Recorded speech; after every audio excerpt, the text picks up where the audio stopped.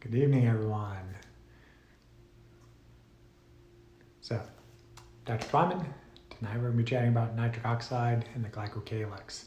So for those that have been following my story, my big Photobomb modulation panel showed up today. It's going to take me a little bit to get an electrician to help wire it up and also get it mounted so that it doesn't tip over on anybody, because this thing is heavy. It's 300 pounds. Thank you to Joe from House of Pain for stopping by Apollo Cardiology today and helping us manhandle this thing into the service elevator and get it into our office. So we're hoping in the very near future to be able to offer photobomb modulation at Apollo Cardiology here in St. Louis. One of the benefits of photobomb modulation or red light therapy is that it does help provide energy to the mitochondria. One of the ways it does that is it knocks nitric oxide off cytochrome C oxidase, or the fourth cytochrome, and that restores electron flow through the mitochondria. Electrons get to oxygen, make water and ATP.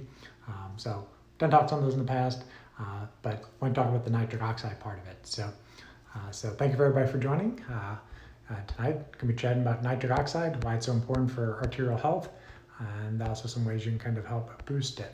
So what is nitric oxide? It's a signaling molecule. It's a very short-lived gas lasting a couple seconds. It actually was awarded the Nobel Prize in 1998 for its discovery in cardiovascular health related reasons. As people may know that the medications like Viagra, sildenafil, work on the nitric oxide pathways. So your body has to make nitric oxide, and the way that the Viagra type medicines work is it blocks an enzyme, phosphodiesterase, and then when it blocks that enzyme, the nitric oxide sticks around longer to dilate blood vessels to the sexual organs and improve sexual function. So done talks on those in the past, so it's not a talk about that, but that's why nitric oxide was so important to the commercial success of the medicines like Viagra. So nitric oxide, there's a couple different forms of it. Most going to be talking about the form that's made in the blood vessels and such. There is a form that your macrophages, who are a part of your immune system, will make to basically kill invading bacteria and viruses. So there's three different types of enzymes that will help make nitric oxide. There's iNOS, eNOS, and nNOS. The N stands for neuronal, for brain, I is inducible, and E is endothelial. So the majority of your nitric oxide is made on the lining of the endothelium in your blood vessels.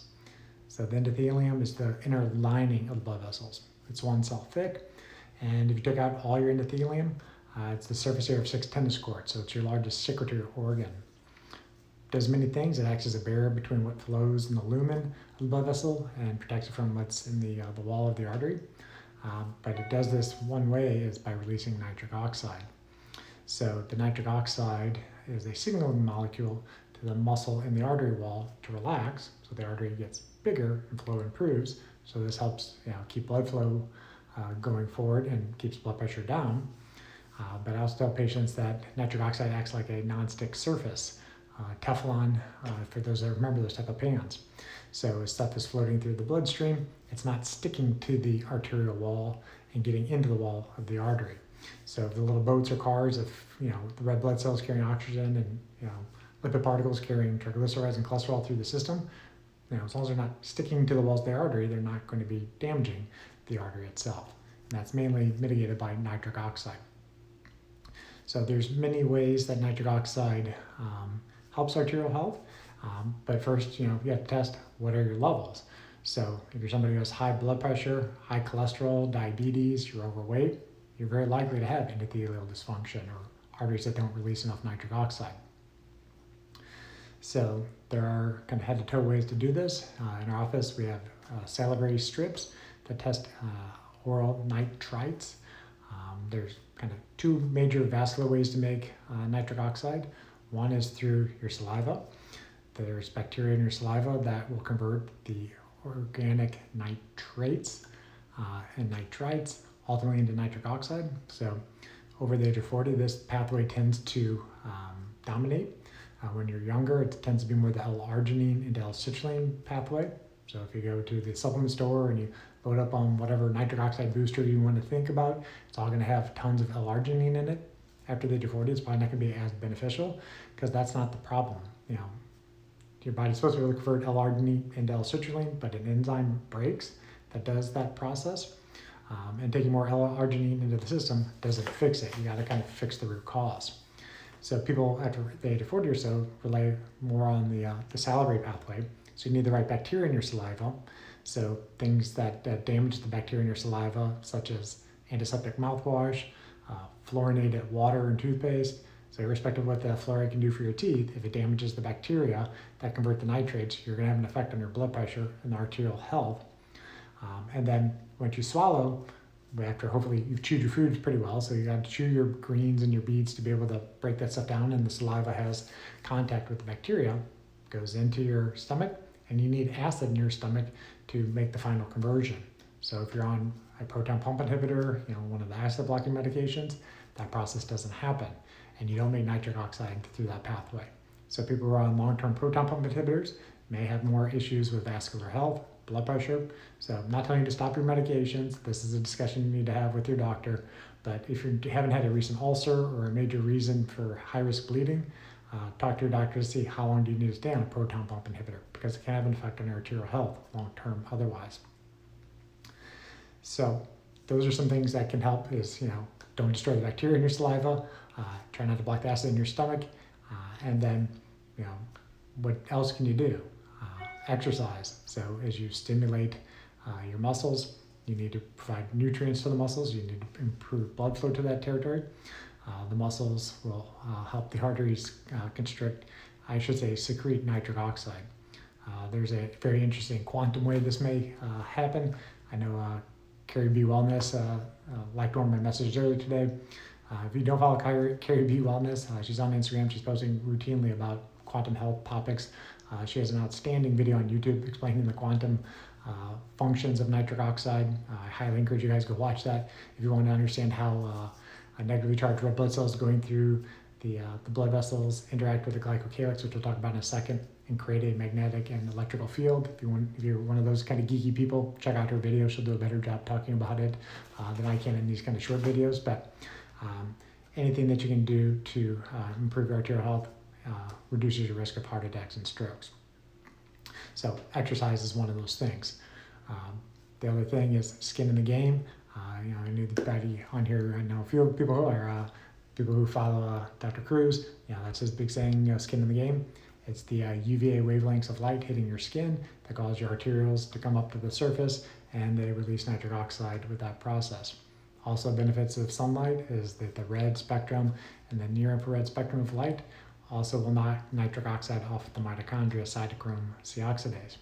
So nitric oxide in the mitochondria has an effect to kind of act as a brake, so you're not making as much energy. Sometimes you don't want to be making energy, but if you need to make energy, you need to get nitric oxide off of there, and so the energy can continue to be made. So nitric oxide, depending where it's at, can be good or bad, but we're mostly talking about the benefits of nitric oxide tonight. I mentioned the word earlier about glycocalyx. So if that endothelium is 1 cell thick, coating your arteries, again, 6 tennis courts in surface area, lining the top of the endothelium is something called the glycocalyx, which has been getting a little bit more attention over the past 6 to 12 months. The glycocalyx is something kind of like cilia or hair or grass sitting on top of the endothelium, and it kind of free floats there. There's many things that damage that glycocalyx, and when the glycocalyx gets damaged, then the endothelium laid bare to what's floating through the bloodstream. So anything that prevents the glycocalyx from breaking down helps your body make more nitric oxide. So some things that destroy the ability for the glycocalyx to continue to work: smoking. It's a lot of the other toxins in the smoke will directly denude that glycocalyx. Having excessively high insulin levels and glucose levels will do that. Having oxidized LDL or damaged LDL, and that cholesterol, we've done many talks on cholesterol. Cholesterol isn't a bad thing unless the sterols are getting deposited into the walls of the artery. But if your body is rusting these cholesterol particles and it's going through your blood vessels, they're damaging or clipping the grass, the glycocalyx, sitting on top of the endothelium. And then, spike proteins. No matter how your body has spike proteins in them, not going to be a conversation we're going to have tonight too deep, but spike proteins, this is one of the reasons why younger people are developing blood clots after this certain infection, is the spike proteins help damage the glycocalyx, the arteries can't release nitric oxide, and more things are likely to clot inside the blood vessels. So those are the main things that damage the glycocalyx, things that can improve it. I talked about things that can help nitric oxide, but there's not a whole lot of things directly that regrow the glycocalyx. There is a proprietary supplement that has been demonstrated to improve it. It's a seaweed extract. It has different heparinized sulfates in it. That helps make the glycocalyx regrow essentially. It adds net negative charge to the glycocalyx. There's a device I have in my office called the Max Pulse that looks at arterial elasticity. So as the blood's going through your blood vessels, it should act like an accordion and quickly expand and contract, and we can measure how fast that happens. If your arteries are like a lead pipe or very stiff, you'll have bad pulse wave velocity. That's somewhat of a metric of how well those small blood vessels can release nitric oxide. There's been a trial with a preventive cardiologist in Texas that when he gave people this proprietary supplement, the max pulse was improving within a couple hours. Now it takes a few weeks for the body to fully kind of regrow all this glycocalyx, but anything that keeps that glycocalyx healthy keeps the endothelial healthy as well. And then one thing I don't think I mentioned earlier was talking about earthing and grounding.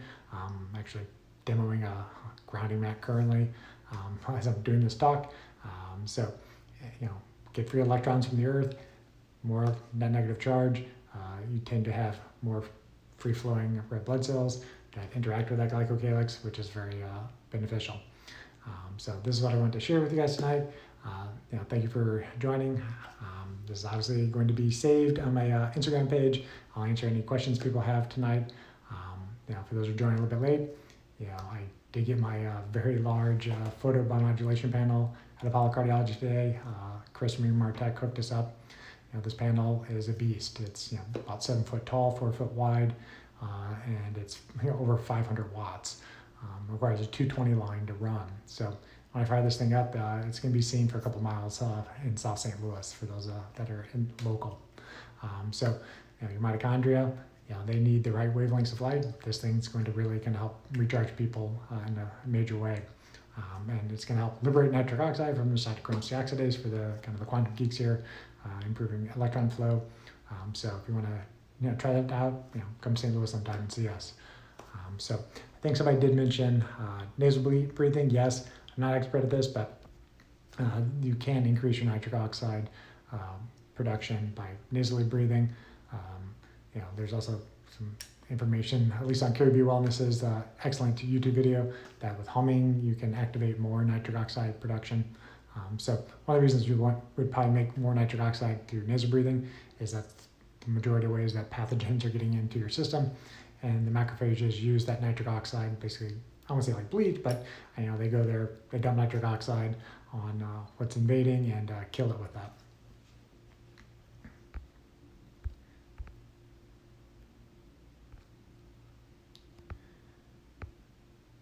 All right. Hey Chantel.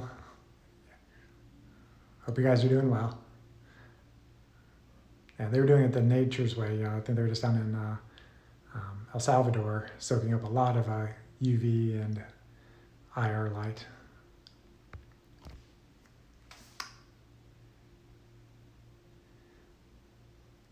And speaking of which, for those that follow me online, I'm definitely still planning to have a kind of health retreat. It's not really a retreat, it's just gonna be just kind of hanging out with a couple of like-minded people. I'll be down in Cancun in November. It'll be November 18th through the 21st at the GW Marriott. If you're still interested, I'm going to end up closing registration by October 1st, just so we can kind of get a final head count. But if you enjoyed what I'm chatting about tonight, this is basically what we're going to chat about on the beach. So teach you all about earth and grounding and getting proper sun exposure without burning yourself. And if you want to talk more about nitric oxide, we can definitely do that down there. Question, when will the big device be ready to go? It was a beast getting it up to our 12th floor office. I need an electrician to come out and wire it into our 220 line. Then we need to get the building to help us find the best way to either put it into the studs in the wall or do some other kind of eye bolts, just so that for some reason if the 12th floor was hit with an earthquake, this beast doesn't fall onto somebody. So I'm hoping to have it up running in a week or so.